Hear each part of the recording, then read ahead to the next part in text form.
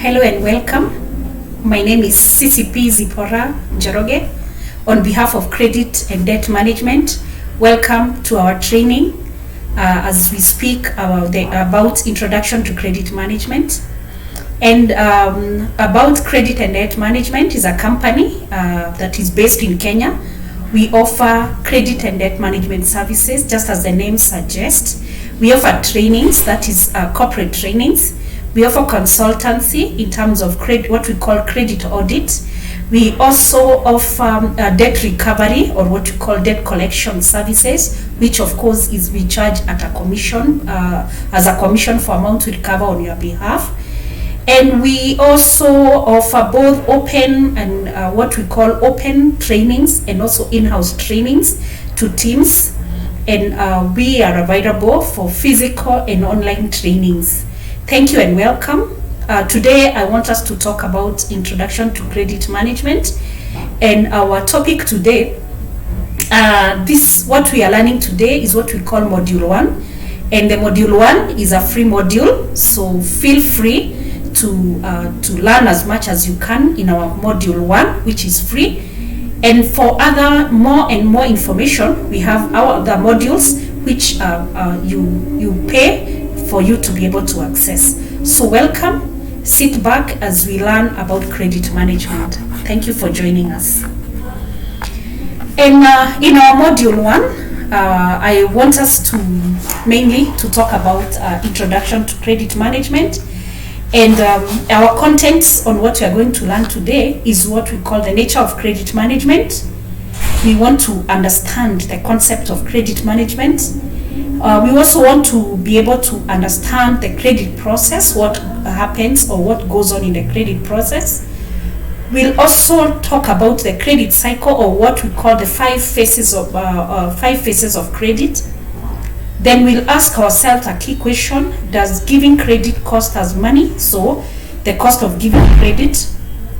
We'll also talk about the reasons why people give credit or why people borrow as well, and then the role of credit management in an organization. And the key question is, must we have or should we have a credit department? That is a question that we are going to answer after this session. So sit back, welcome as we learn. So the first area we've talked about, we say that we'll tackle, is what we call the nature of credit management. And this is, we are asking ourselves, what is credit management? What entails when we talk about credit?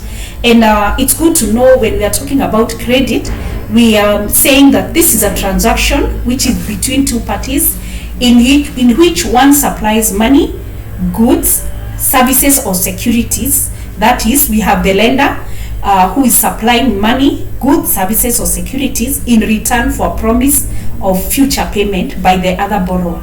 So we can see two parties here, one who has the goods or one who has the money, giving to one who needs the service or one who needs the money or one who needs the goods, and pay at a future date. So the aspect of it all, it means that the lender must trust that the borrower will honor the obligation when it falls due.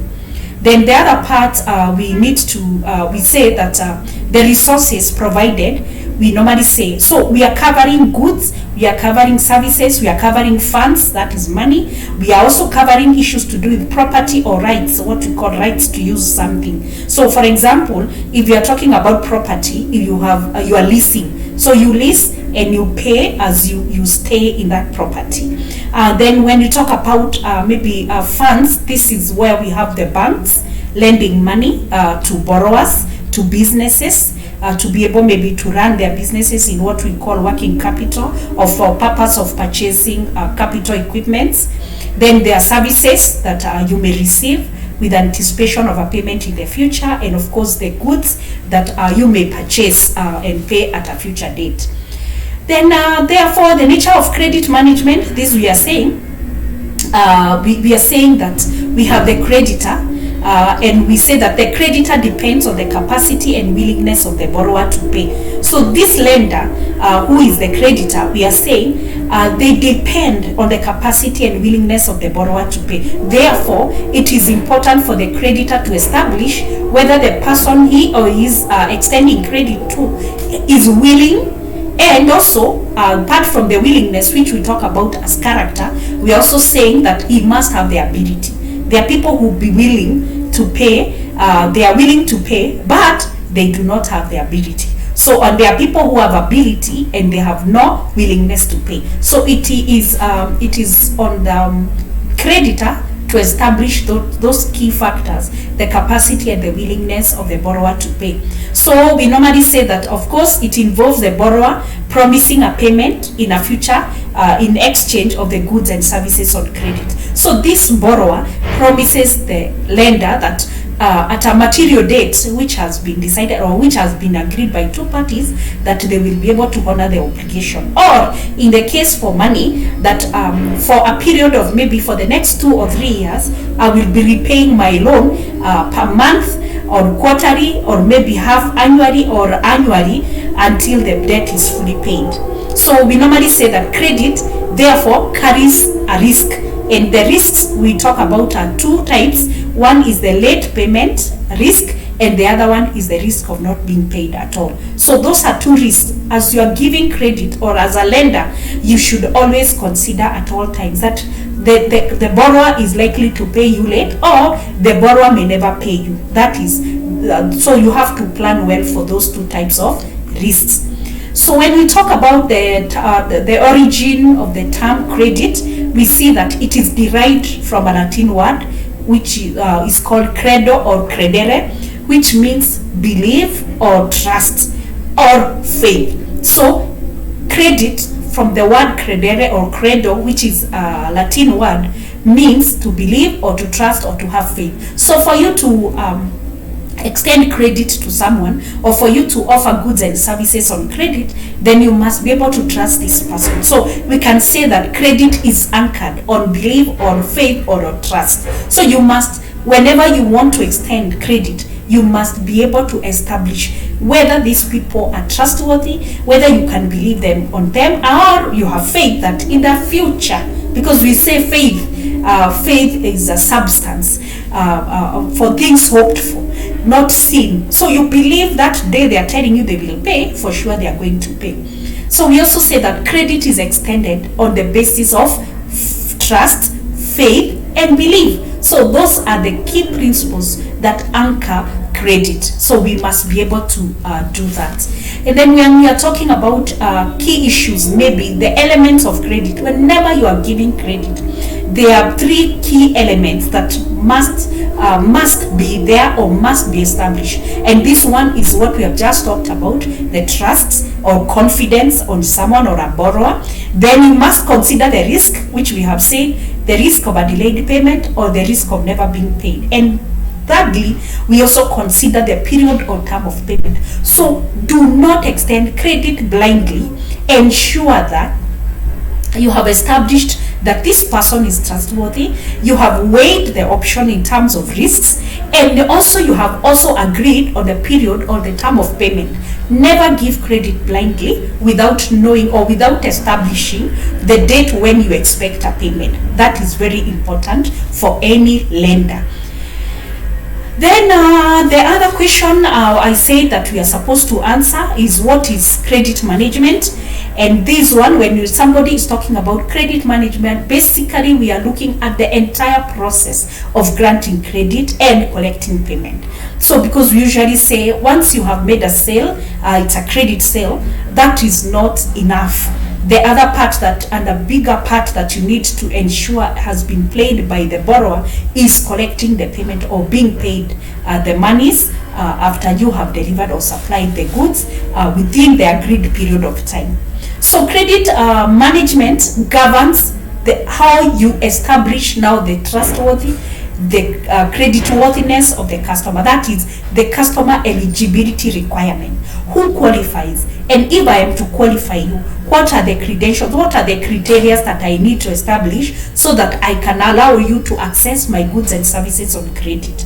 Then another area that credit management tries to address is the lending, the terms of credit or the lending terms. Do not lend without having terms and conditions of that transaction with the borrower. The other parts, after you have agreed, or maybe you have done the eligibility tests, you have established, you have also agreed on the terms of credit, you also make sure that you follow up, that is on collection. And this is an area most businesses fail to do. They fail to collect. So collection is a must for every lender. After you have given the goods, after you have lent the money, the collection aspect is on you. You have to follow up so that you can collect the goods or collect the monies after you have delivered the goods. And then finally, we have said there is a risk of delayed payment or the risk of not being paid at all. So credit management will also look at what we call now recovery. There is what we usually ask ourselves: when all has failed, how do I recover? Do I go take a legal action against the borrower? Do I use what we call a debt recovery company, like we do as credit management? We offer the debt recovery services. So, or do you have a fallback? Do you have a collateral? This is a security to cover your risk. So that is the part now we call recovery. So a complete process or a complete credit cycle requires to be able to establish the eligibility of the customer in terms of obtaining credit from us, the terms of credit that we are going to lend, and of course collecting our money. How will we collect? So what tools are we going to use to collect? And finally, there is what we call now the recovery part that is likely to come on as we continue carrying business with these customers. So the credit process, the process, or what we call the credit process, it involves now the aspect: you must formulate a credit policy. Do not lend without a policy. Establish how credit will be anchored in your organization. What are the standards? What are the processes, or what are the requirements that will be followed by every person in the organization when they are lending credit? So a credit policy will give guidelines, will give direction as far as giving credit is concerned. The other part is, how do we initiate? How do we carry out? We look at all this. We talk about credit initiation. We will look at it at length. Then there is what we are calling the credit evaluation and risk assessment. We have to establish the creditworthiness of the customer, and then finally we must do what we call monitoring and control. So let us look at it at length. And one of them, we have talked about the credit policy. We are saying this policy that you establish in the business must be flexible to meet the various situations that you are likely to encounter when you are giving credit to customers. So it also contains what we call segmentation. You must also contain, or the policy must contain segmentation of the credit portfolio. To who and who, what kind of customers, what kind of businesses are you going to lend to? And then also we are saying should consider legal and regulatory environment. Under which environment are we doing business? Are we in an environment whereby when a customer has failed to pay or to honor your obligation, you will have it rough even to get the money? Or what does the government require? So those are things that you need to establish. And the credit policy also will, we say that it outline parameters like maximum, what we call the credit limit. It will also talk about the maximum loan amount that you can give. Do we require any deposits, or do we have, must the customer have raised a certain level of capital for them to be considered for a credit facility? So those are things that must be there. Then we say the process, the second step, or what we call the credit initiation as the second step in the credit process. You must ask yourself, who am I targeting? Who are my target customers? So that you plan, am I dealing with individuals? Am I dealing with what kind of business? Am I dealing with the government? Am I dealing with private, public companies? So you must know whom you target, because that your target market will also determine what kind of risk you are going to encounter in the lending process. The other one is we talk about identifying business potential or defining desirable opportunities. What is this as an organization? As we are giving credit, what are our expectations? What are our anticipation in the market? Then we also define risk acceptance criteria. Which ones? Whom do we target? Are we going for everybody, or we are maybe, for example, if you are thinking of dealing with SMEs or what we call MSMEs, you need to identify up to what level or which type you want to deal with. So that is very important as far as credit initiation, because remember, your market will determine whether you will be paid or not paid. There's some market or some industries that are known for not paying their debts on time. So it is good to plan for the market that you expect to explore. So once you know what kind of a market you're going to deal with, or which market you're going to give services to, then you will plan it well, and you will be able to even establish what is the criterion for onboarding them. And then number 3 process that we need to consider is what we are calling the credit evaluation and risk assessment. Credit evaluation and risk assessment. This one we talk about using a number of models, or what we call assessment tools. This we talk about, mainly people know about the 5 C's of credit. That is, how are we going to evaluate, or how are we going to assess the creditworthiness of the customer? So we can talk about 7 C's of credit. And when you are talking about the 7 C's of credit that we use as a model of evaluating our customers, this we are talking about the character of the borrower. We need to, how do we establish the character of the borrower? 2, we are going to ask ourselves, do they have the capacity? So our second C will be capacity. Then number 3, we are looking at what are the capital. Do they have the capital? In terms of when they are borrowing, do they have the capital? Have they invested in the business, or we are the only ones who are going to invest in it? Or you're also asking yourself, maybe this is a school. Is the owner a teacher? Because if he's a teacher, that is already capital. Is this person a doctor starting a hospital? So what is this capital in terms of that business? Then we are also going to, when we talk about the C number 4, we will talk about what we call collateral. That is our fallback. In the event of default, do you have a fallback? What is the security that is there? Then we ask ourselves the conditions. And when you're talking about conditions, we want to look at both the market conditions. We also want to look at what we call now the facility conditions. If I am taking a loan maybe of $500,000, can my finances be able can I be able to be repaying on monthly basis a given amount or a given repayment? So establish the conditions, whether they are able to meet the conditions of the facility and also the conditions prevailing in the market. Then you also need to, number 6, we talk about now controls. You ensure that maybe even on my business or even in your business, are there controls put in place to monitor and to make sure this customer is doing what they're supposed to do. And then eventually the 7C, we talk about having what we call cash. And that is very key, and you all agree that it is not how your books look, but it is what your cash flows say. What are your cash flows saying?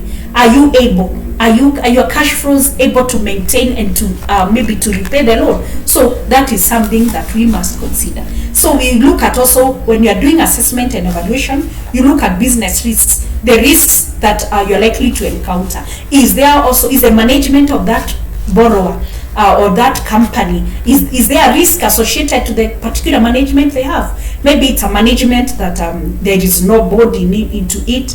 It's a one-man show. It is a business maybe here today, tomorrow. So you have to consider that. You also ask yourself, what are the products that the customer is dealing with? What kind of nature of products are they dealing with? Because that would also tell you whether you will need them to give shorter period or longer credit period.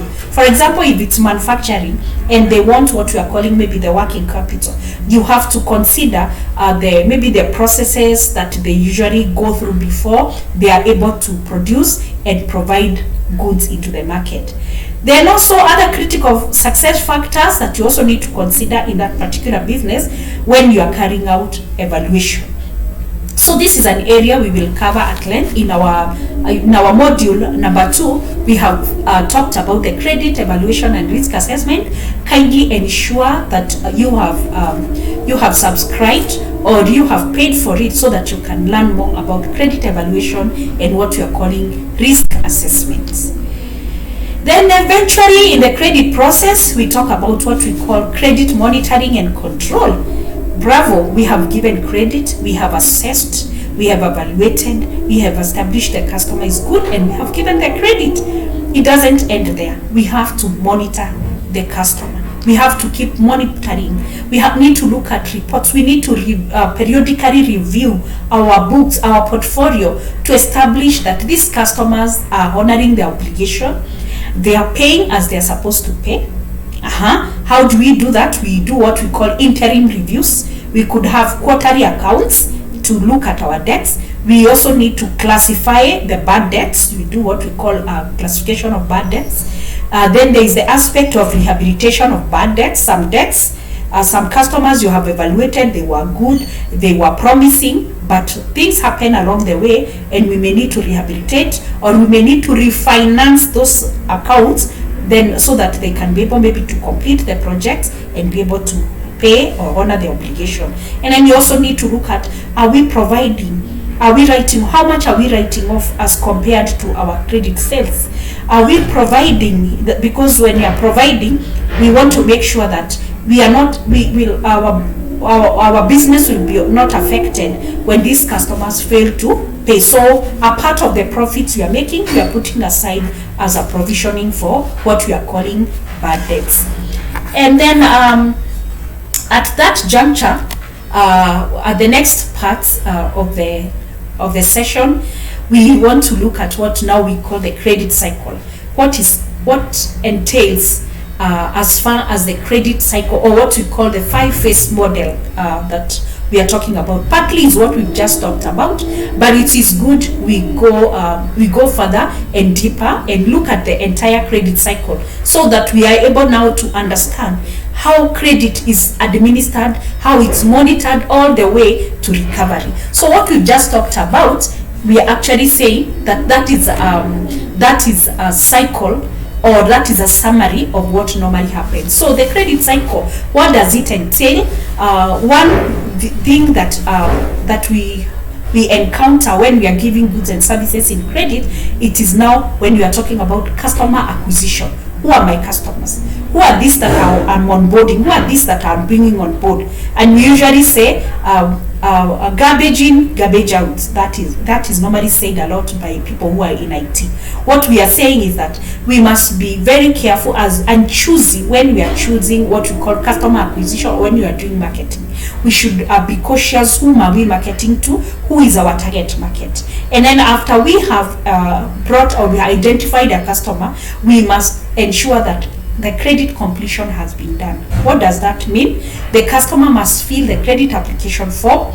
They must provide us with the information and documentation that we need, the KYC information. Then we must carry out the credit evaluation, which we've just spoken about. We evaluate, we assess for credit. Then after we have done that and approval has gone through and we have decided this is a good customer we are going to lend to, then we now onboard them, we disperse the monies or the goods or the services on credit. Now, after we have done our billing and done the disbursement, now we have to do what we call customer management monitoring. And then eventually, we also do collections and debt recovery. So when you're thinking of establishing a credit department in your organization, we should have this cycle in our minds. Every credit must be approved, and then we must carry out monitoring of our books. We must follow up for payment to ensure customers are paying us, and then we must carry out debt recovery. We must have either a service provider who is helping us recover from defaulters, or we must have maybe a lawyer or an auctioneer where we have secured debts so that we recover our money in good time. Therefore, we are saying for you to be successful in extending goods and services on credit, you must ensure every step or every stage has been taken good care of. So the 5 phases, definitely identify suitable individuals. That one I will not talk much about it. Identify suitable individuals and encourage them to onboard. Phase 2, processing application for credit and taking decisions to facilitate creation of an agreement. This one involves the in-house activities in terms of approval for credit, in terms of sanctioning and all that. Phase 3, this is about relationship management. This is to maximize contribution from customers. And this is a very important area. And I usually tell marketers that this is an area they can maximize, and even credit officers, they can maximize on it. And actually the customer can even contribute more businesses to us. And this is through what we are calling relationship management. Then we are also talking about phase 4, which we talked about collections, to maintain the accounts up to date and to an up-to-date status. Then phase 5, we have talked about taking actions to recover as much as possible before terminating the contract, like use of debt collection agencies or legal intervention, or what we've mentioned about auctioneers. Then despite maybe someone would be asking, then why do we give credit? Do we have to give credit with all these do's and don'ts and all that? Yes. Why do we give credit? I think one is to supplement purchasing power of individuals. The other one is to make money through interest on loans we have extended, to empower citizens. It is the market norm. People anticipate that when you are selling goods and services, you will give them credit. When maybe you are a bank, people expect, because they are keeping their money with you, you will give them loans. The other reason why people do that is for the purpose of billing actual consumption, and this is a common thing in water companies or electricity, or what we call utility companies. You have to wait until they have consumed for you to now establish how much they have consumed so that you can bill them. And of course, credit is also a tool to help sell more. So the more you sell, the more the profits. But those profits will only be realized if we get it right as far as our credit cycle is concerned. So those are reasons why businesses give. And why do people borrow? Individuals borrow to meet their requirements of physical needs. Like, I need a house, I need a car, I need a home makeover, I need a number of things, I need school fees for my children. So individuals borrow for all manner of reasons. Why businesses borrow to make investments, to facilitate expansion, or to meet working capital requirements. Then why do governments borrow? So governments borrow to keep themselves afloat and hope to repay them using future tax revenues. So you realize that when needs come, the needs come before we earn. So borrowing is for everyone, and that is why I insisted on borrow individuals, on businesses, and on government. So we have to borrow, and then you have to give credit for you to sell more. You give credit for you to maybe to even to have loyalty with your customers. So as we are borrowing, you're also giving credit. So that is important to note. The other part is, does credit have a cost? Maybe that is a question every business will be asking, or you keep on asking, or you may need to ask. Does it cost us money when we give credit? The answer will be, of course, yes. We incur costs. As a lender, you are incurring costs when you are lending. And what kind of costs are these? These costs, we have a number of costs. So we are saying, yes, you incur costs. And which costs are these? When you're giving credit, we say that credit costs money. Yes, there is what we call the time value of money. So the money today will not be the same money tomorrow. So the value of money today is of more value than money tomorrow. So we incur that costs as far as the value of the money we are going to receive back from the customer is concerned. The other one is opportunity cost. When you lend, remember your monies are tied with the customers. So even if an opportunity came, or even if maybe price for raw materials was halved, and all your monies are with your customers, you cannot seize that opportunity.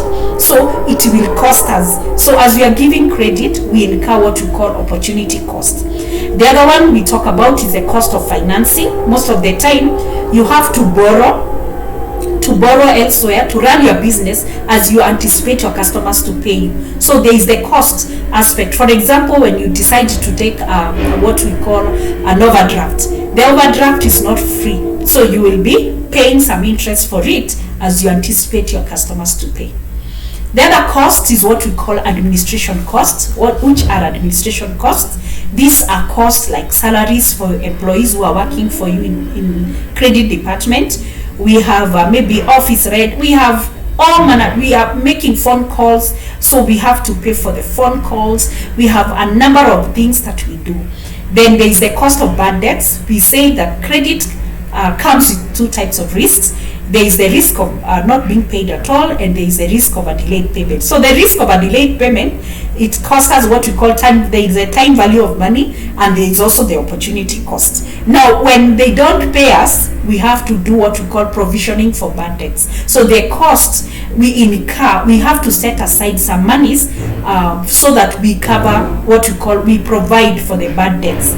So as you are providing, we are also incurring the cost on bad debts. When you engage a debt collector, they will charge you a fee to collect for you. When you engage a lawyer to do collection for you, they will also charge you a fee. So there is the cost, that is what we call the cost of bad debts.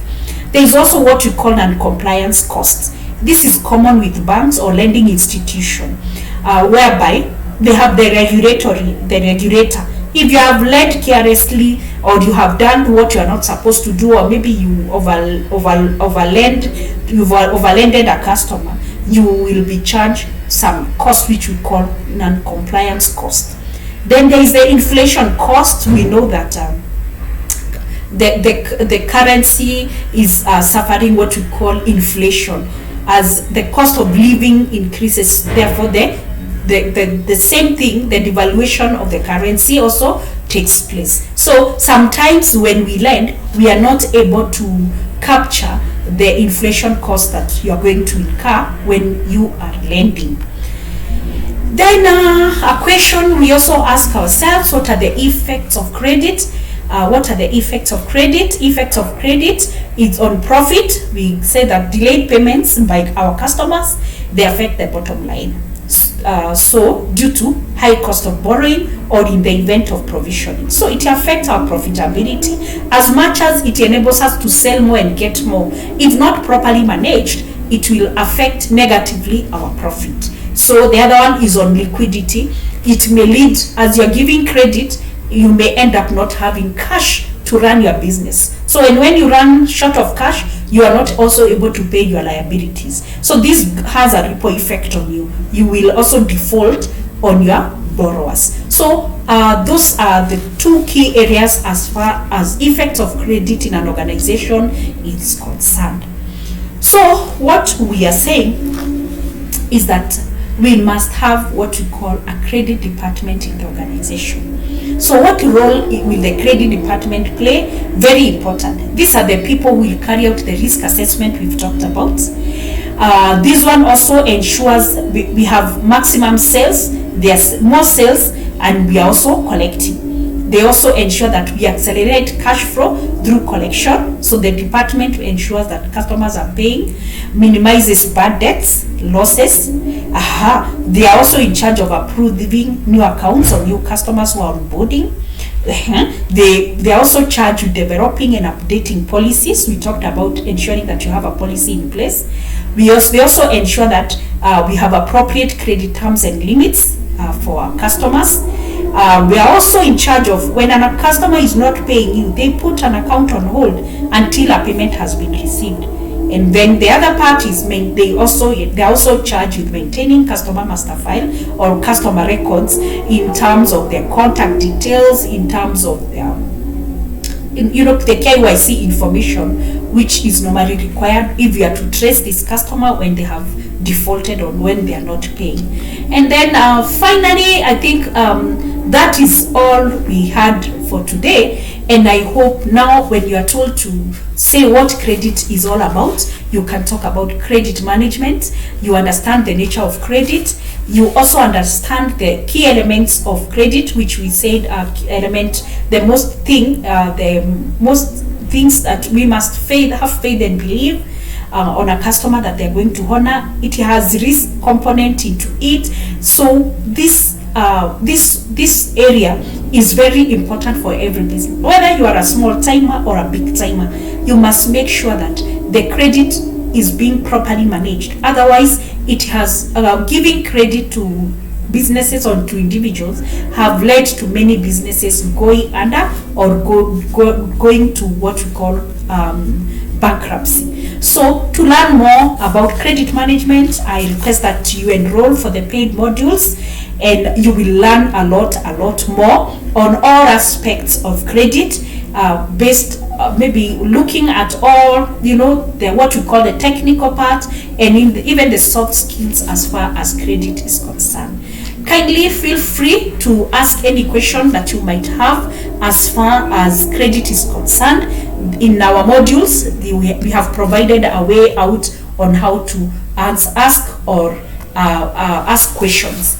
So I hope that module is helpful and you have learned, and you're going to ensure that your credit department is well empowered, and you're doing all that you're supposed to do to ensure that you have a working credit department that takes care of all your accounts receivables. Thank you so much. I look forward to having you in our paid modules so that you can learn more. Other than what I mentioned at the start of the video, we also have a learning institution. We call it Tumaini Institute of Management Studies, and we are offering courses, diplomas, certificates in credit management that is under Kenya National Examination Council. And we also have what we call CCP, Certified Credit Professional by CASNEB. So to learn, we both have physical classes, and we also have a learning solution that we call it which is personalized. You learn at your own pace, and it has all the materials that you require to equip you and to help you even excel in your examination. Thank you so much for listening. I'm looking forward to seeing you in our other modules. Thank you.